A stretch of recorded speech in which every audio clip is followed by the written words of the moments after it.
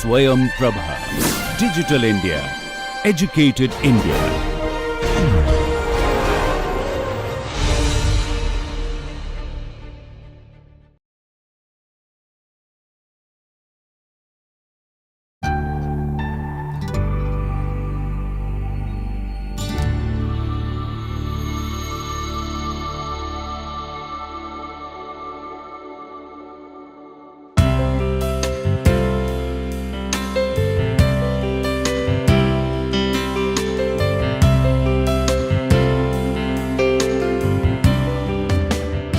Welcome dear participants. In the previous module, in our discussions on Kimberley and intersectionality, we had seen how race can be a basis of discrimination. In fact, race can be a basis not only of discrimination, but also of disempowerment. When this is taken further, we find that the issue of race leads to a communal identity, and gradually it goes into the direction of ethnicity and related discussions, and that is why we find that the debates of intersectionality are related with the post-colonial argument, in the sense that the issue of race is common in both these two arguments. So, the current module and the module after it are based on the discussion of post-colonial arguments. This is the structure of our discussion.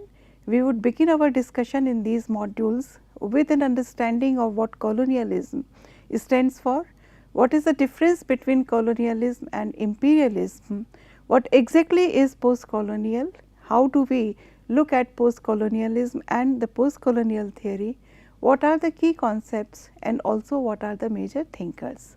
After having discussed it, we will also take up certain literary works as a case study. Post-colonialism can be treated both as a subject matter and as a theoretical framework. As a subject matter, it analyzes those literary works which have been written in those countries which were erstwhile colonies.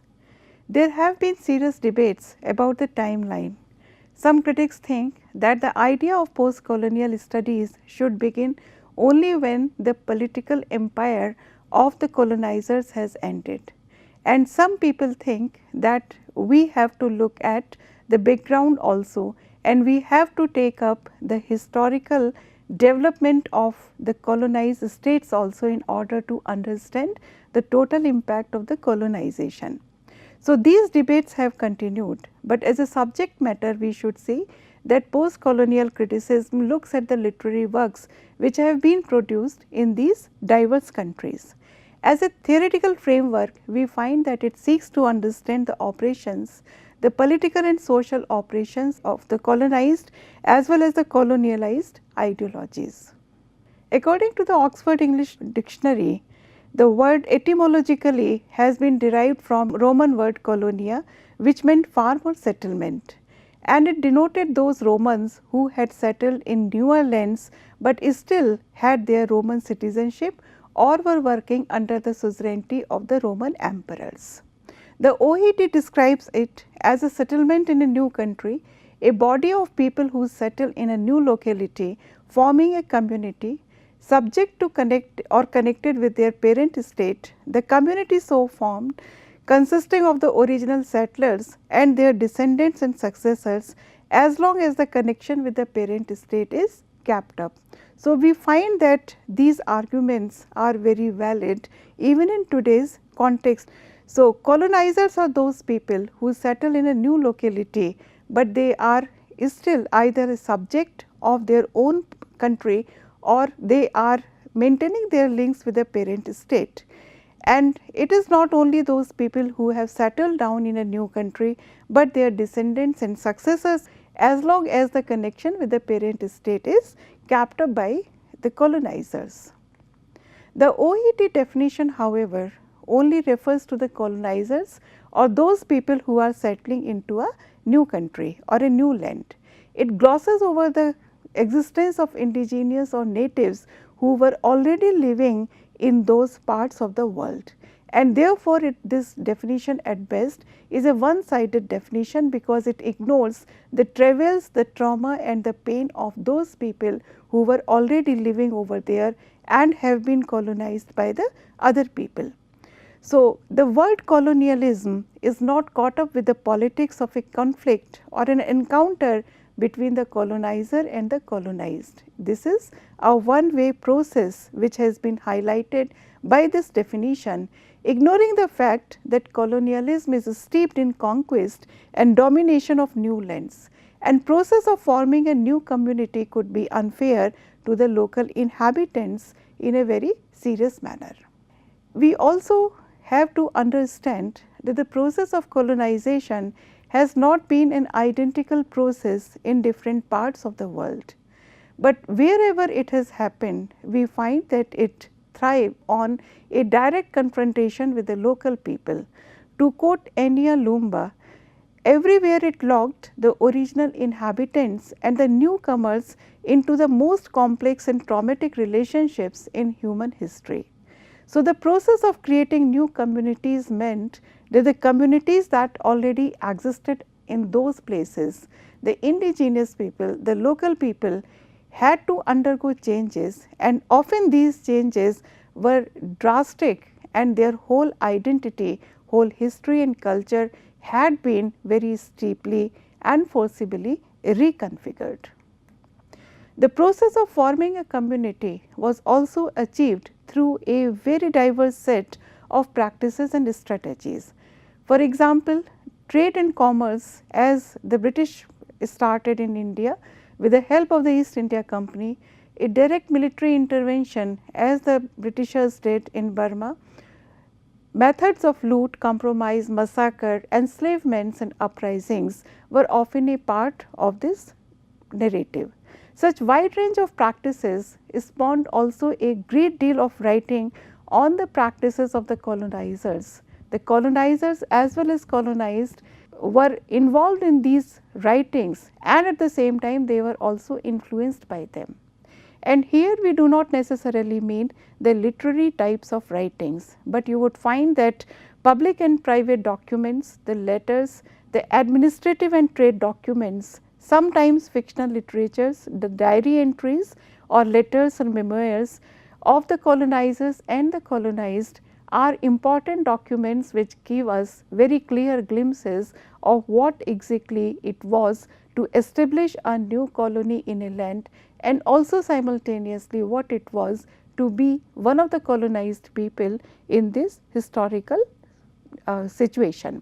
So, you would find that a new historicist argument coupled with the post-colonial theory also sensitizes us to this fact that in order to understand the post-colonial situation, we also have to look through these type of documents very carefully.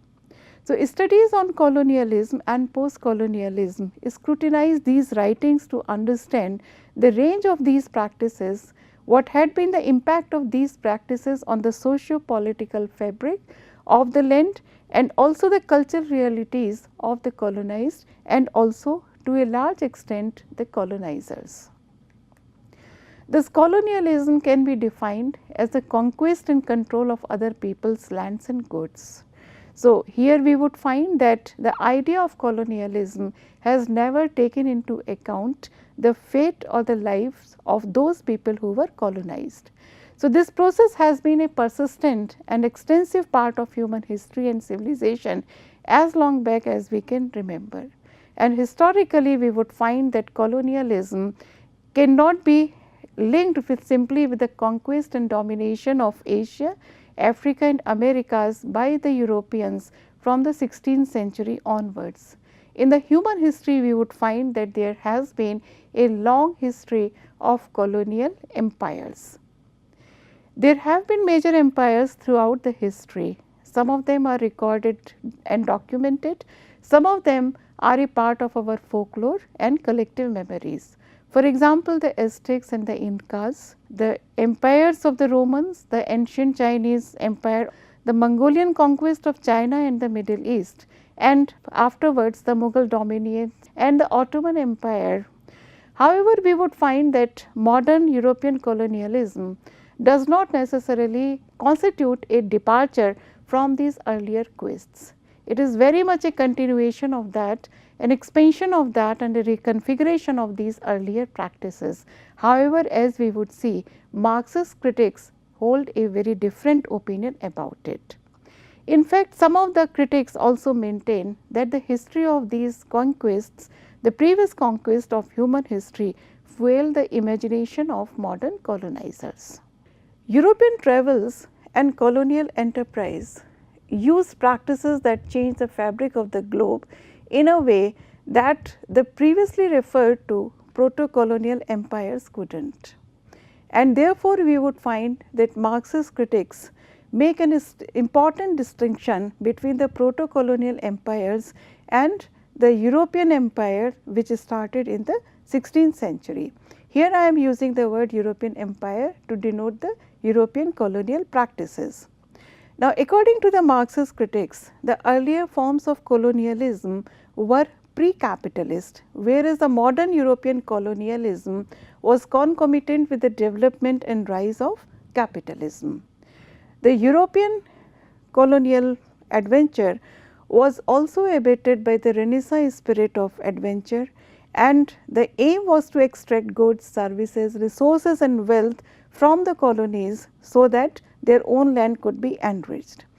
So, you would find that these colonial practices changed and reconfigured not only the economies of the colonized, but the worldwide the economic balance has been shifted as a result of these colonial empires.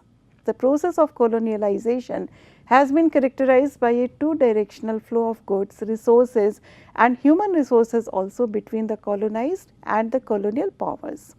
Both the colonized and the colonizers moved in certain ways, the former not only as slaves, but also as indentured laborers, as domestic servants, as travelers, as traders and later on as students. The colonial masters also moved a lot as administrators, as soldiers, as merchants, as settlers, simply as travelers or writers, as missionaries, sometimes as domestic staff in a higher position and as teachers.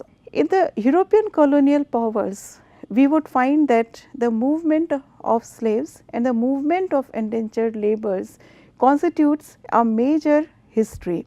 The movement of the raw materials is only next to it, and the movement of the raw materials from the colonies to the manufacturing units in the country of the colonizers enriched their trade activities.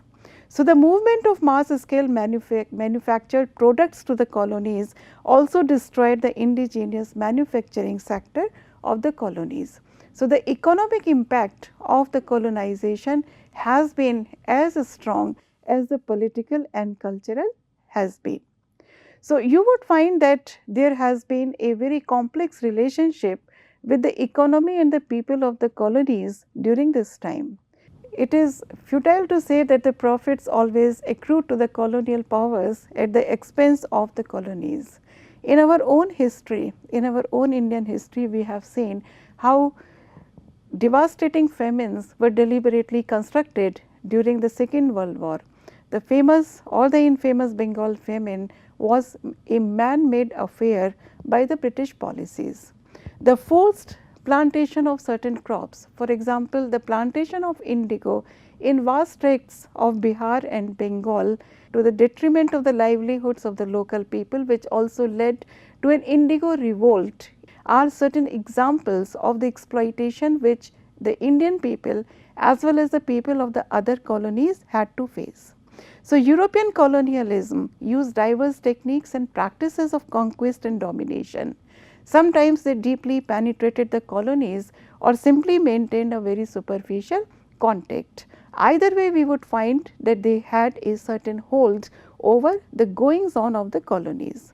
We can also say that colonialism always produced an economic imbalance and hierarchy that assisted in the growth and development of European capitalism and industry. The case of famous Bengal weavers can also be quoted, where the whole cloth industry, the weavers market was destroyed so that the cheaper cloth of the European countries could be sold in India and in other colonized states. So, we would find that the economic exploitation of the colony has been part of our narrative, a legacy which the colonized states have inherited. Sometimes the terms colonialism and imperialism are confused with each other, and the distinction between pre-capitalist and capitalist colonialisms is often made by referring to the latter as imperialism, but this distinction is misleading. Like colonialism, imperialism can also be traced to a pre-capitalist past, and here we can give the examples of Imperial Russia and Spain. These two societies were basically feudal, but at the same time they had maintained large empires. Some scholars, particularly Boehmer, argue that imperialism comes before colonialism, and I would quote Lumba again, who notes that imperialism is best understood not by trying to pin it down to a single semantic meaning, but by relating its shifting meanings to historical processes.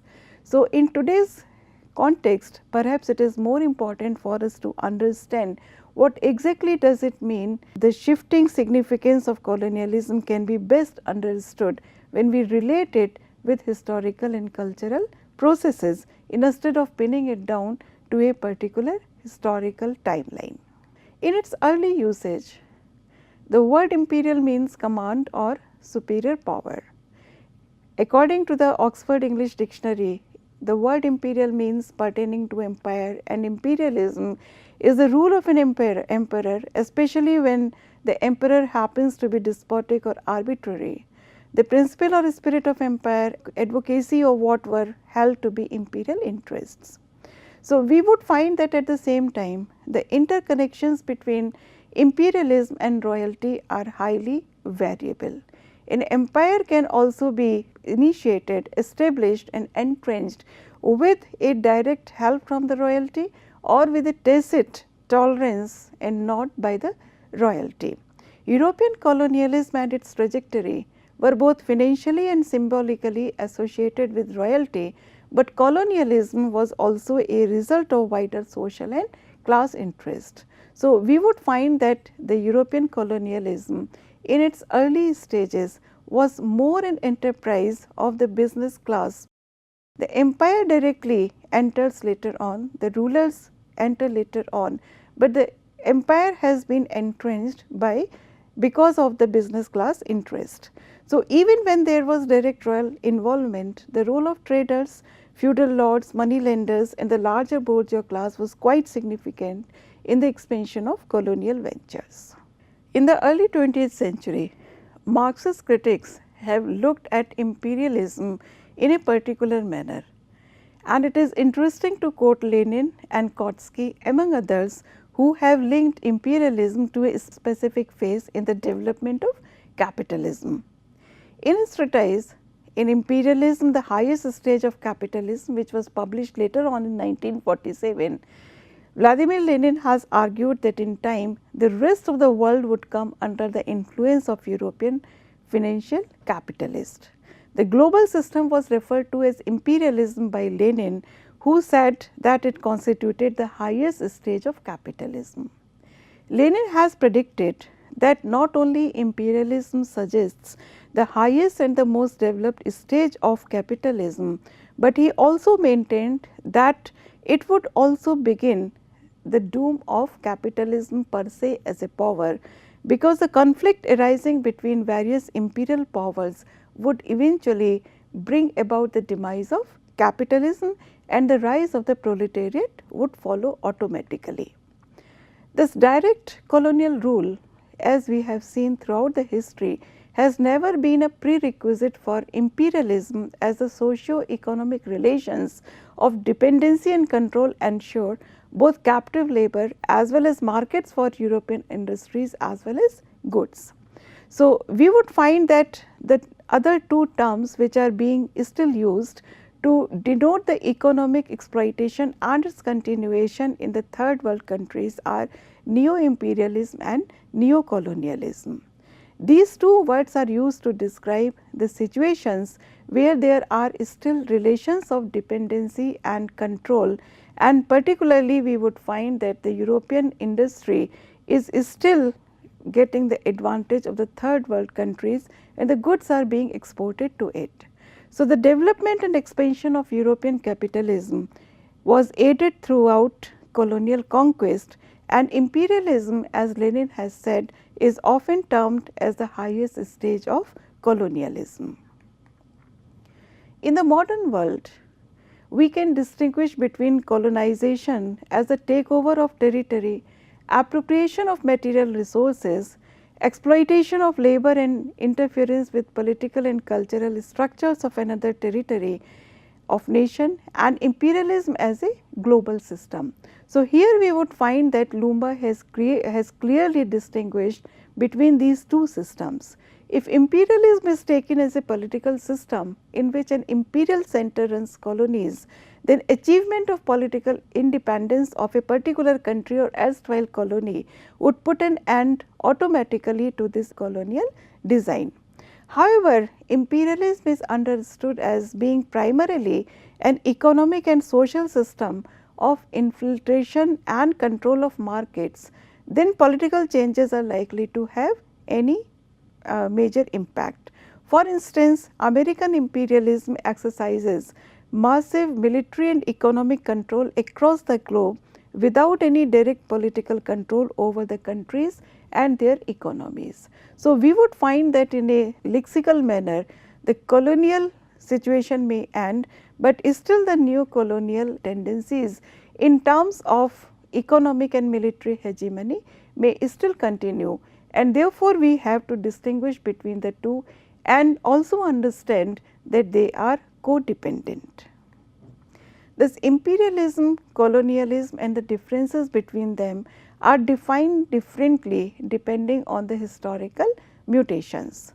One useful way in which we can distinguish between them is to separate them not in temporal, but in special terms, and to think of imperialism or neo-imperialism as the phenomenon that originates in the metropolis only, the process which leads to domination and control of the markets throughout the rest of the world. So, what happens in the colonies as a consequence of imperial domination is colonialism or neo-colonization also, depending on their economic dependence or power relations which have continued even after they have been able to gain political independence. So, thus the imperial country is the metropole from which power flows, and the colony or neo-colony is the place which it penetrates and controls. So, in other words, if we have to understand imperialism, we find that it can function without formal colonies like American imperialism, but colonization cannot, because it means that it has to have certain colonies intact. So, imperialism can function without actually having political control over certain countries or colonies. The distinction between colonialism and imperialism confound the meanings of the term post-colonial. So, we can say that colonialism is now practically over in most of the globe, as most erstwhile colonies have achieved political independence, and particularly in the second half of the 20th century and immediately after the Second World War, as we had seen, the colonies were gaining freedom because of various factors.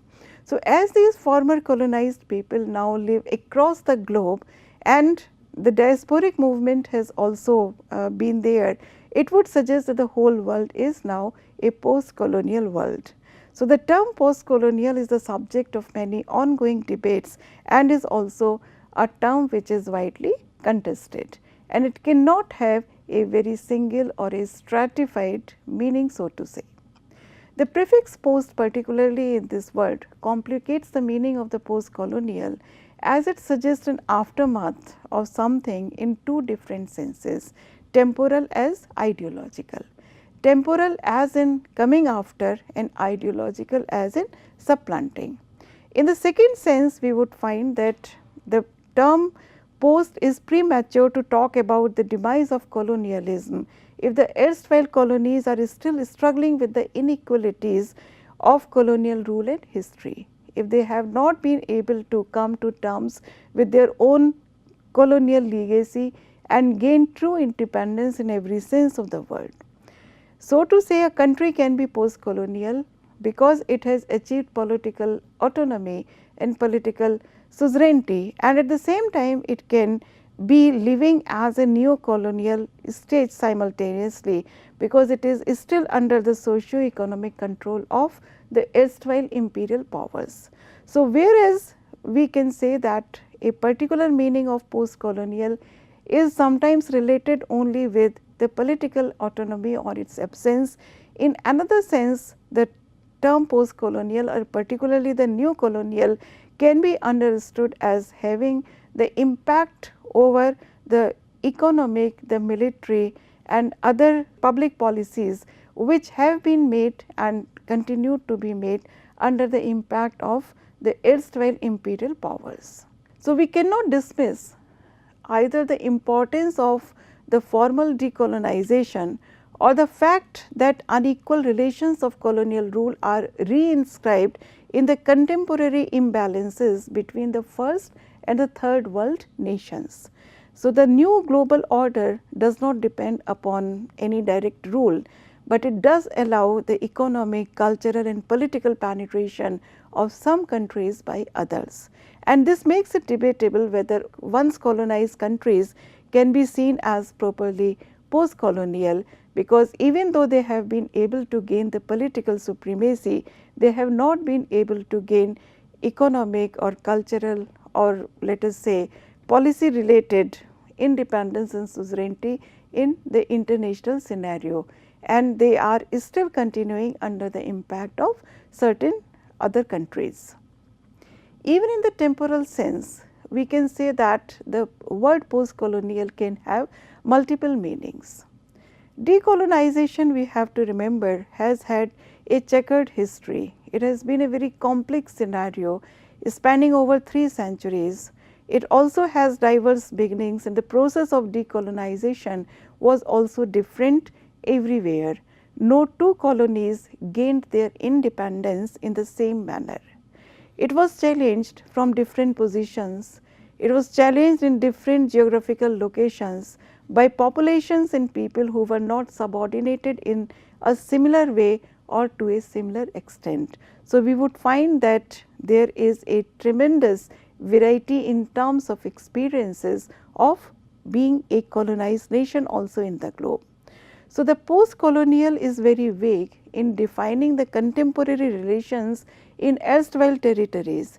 It cannot even indicate a specific period of history, as the term post-colonial has a tendency to obscure social and racial differences. Even when the process of decolonization is over, we find that post-colonial as a term sometimes fails to properly describe the ways in which post-colonialism was not just an external force, but it survived by colluding with other forces. Thus, it fails to account for the ways in which differences and hierarchies along gender, race, class and caste have continued to persist after decolonization, so that we can say that the term post-colonialism cannot be used in an indiscriminate manner. The term and its meanings are always riddled with internal contradictions which are not very easy to understand or to explain. So, we can say that instead of looking at post-colonialism as something that comes immediately after colonialism, we should look at it as a more complex affair. We should look at it in a more flexible manner as contestation of colonial supremacy and the legacies of colonial powers, particularly neo-colonialism and imperialism, as we have already explained it.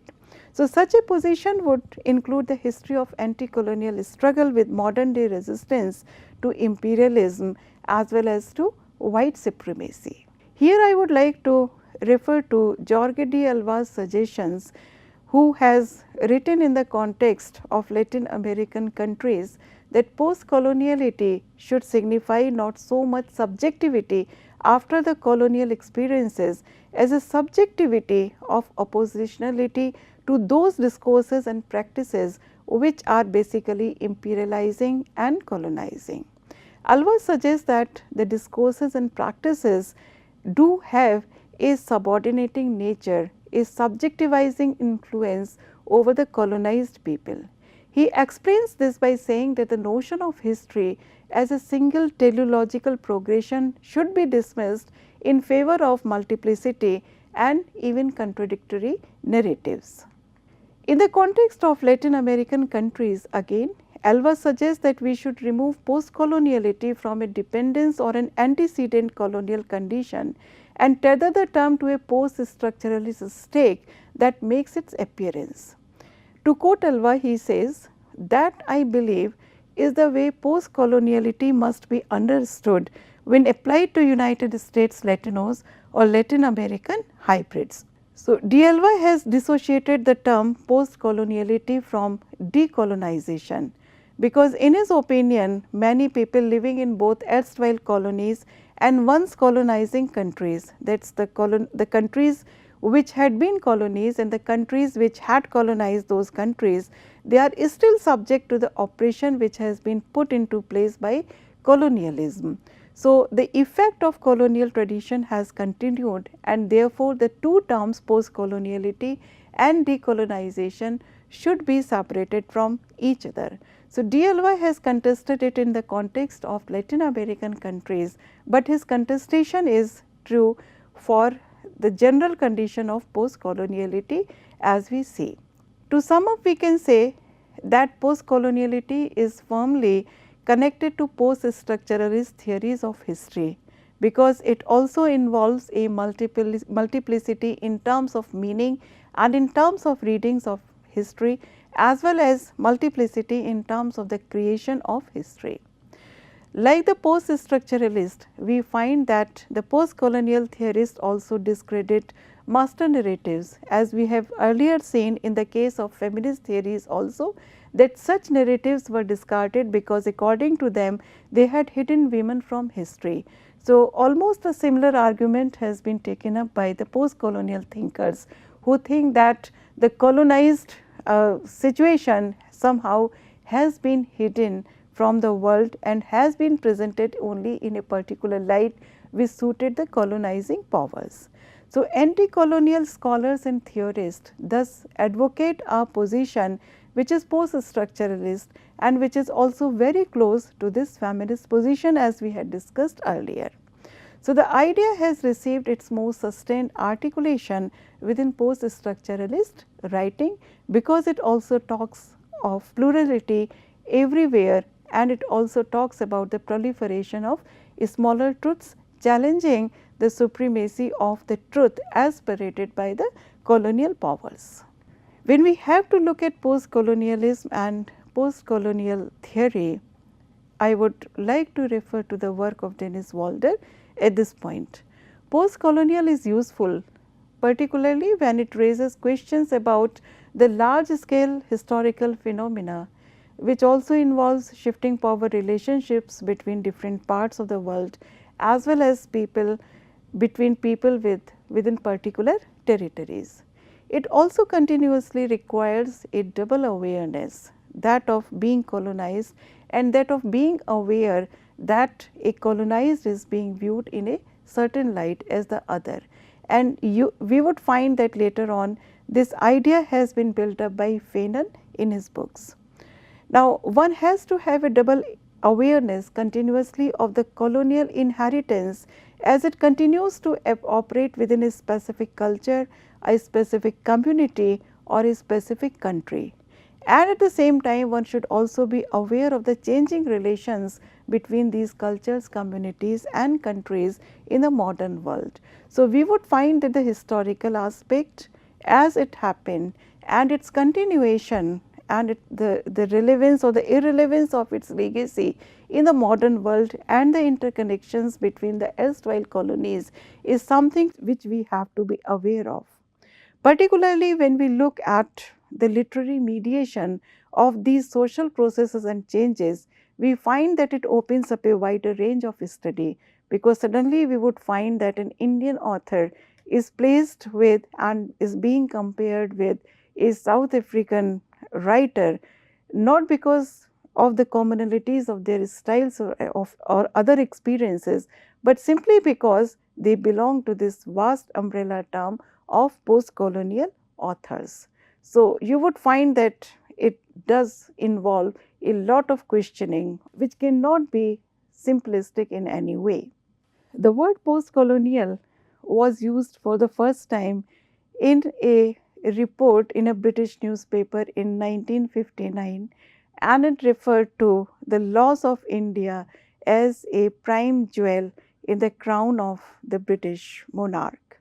It also referred now to the former colonized areas of Asia and Africa as they became gradually self-governing sovereign states, as different yet as related by their past as Pakistan and Sierra Leone.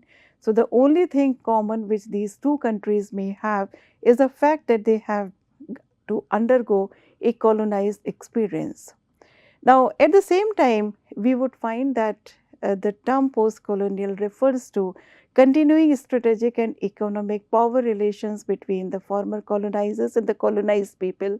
It also looks at new global dispositions in political terms and in terms of economic cooperation, etc. For example, the group of the Commonwealth countries, and it also looks at the social, cultural, legal and administrative imprints which have been left on the colonized nations by the colonial powers.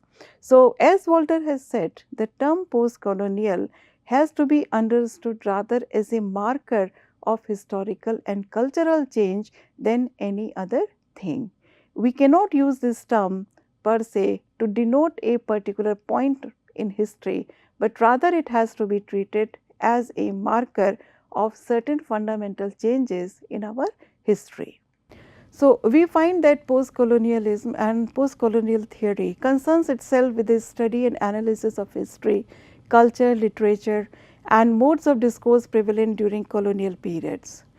It also scrutinizes the literature, fictional as well as non-fictional, which has been produced by the colonies on the colonized in order to explore the discourses and epistemologies used by the colonizers to control and dominate the colonies.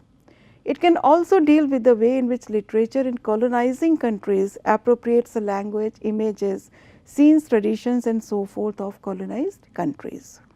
So, we can say that the policies of racial supremacy have been challenged by the post-colonial critique, and there are certain key concepts with which we have to be familiar in order to understand the post-colonial theory properly, as well as the arguments and contestations of major theorists. So, in our next module, we would continue with our discussion of the key concepts of post-colonial theory. Thank you.